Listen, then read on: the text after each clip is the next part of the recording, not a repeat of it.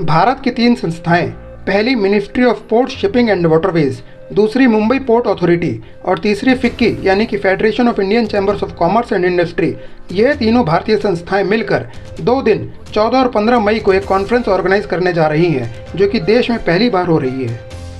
इस कॉन्फ्रेंस का मुख्य उद्देश्य भारत को एक क्रूज हब के रूप में विकसित करना और क्रूज पर्यटन के क्षेत्र में इन्वेस्टमेंट आकर्षित करना है। इस अवसर पर भारत के वाटरवेज मिनिस्टर सर्बानंद सोनोवाल ने कहा कि इस कॉन्फ्रेंस के जरिए भारत को इंटरनेशनल क्रूज पैसेंजर्स के लिए एक परफेक्ट डेस्टिनेशन के तौर पर विकसित करना है और क्रूज पर्यटन के क्षेत्र में ज़्यादा से ज़्यादा निवेश को आकर्षित करना है। मंत्री ने कहा कि साल 2024 तक एक world class cruise terminal Mumbai के BPX Indira dock international terminal में बनकर तैयार हो जाएगा। इस टर्मिनल की सालाना कैपेसिटी 200 शिप्स और 10 लाख पैसेंजर्स को हैंडल करने की होगी। इसका प्रोजेक्ट कॉस्ट 490 करोड़ आंका गया है, जिसमें कि 303 करोड़ मुंबई पोर्ट अथॉरिटी देगी और बाकी की रकम प्राइवेट ऑपरेटर्स देंगे।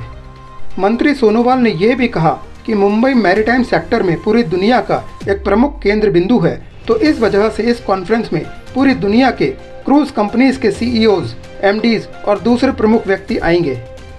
रिवर क्रूज टूरिज्म के ऑपरेटर्स भी इसमें भाग लेंगे।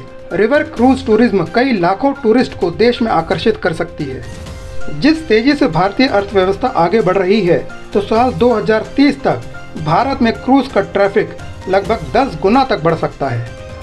मंत्री सोनोवाल ने यह भी कहा कि भारत के पास एक विशाल और सुंदर समुद्री कोस्टलाइन, घने जंगल, खूबसूरत द्वीप और संस्कृति है, तो सरकार समुद्र और नदियों दोनों के क्रूज के जरिए भारत की कला और संस्कृति को बढ़ावा देना चाहती है।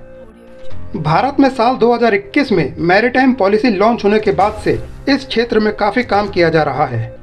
भारत के ईस्ट कोस्ट में चेन्नई, विशाखापट्टनम, कोलकाता और अंडमान को क्रूज हब के तौर पर विकसित किया जाएगा, तो वहीं दूसरी ओर वेस्ट कोस्ट में मुंबई, गोवा, न्यू मैंगलोर, कोची और लक्षद्वीप को क्रूज हब के तौर पर विकसित किया जाएगा।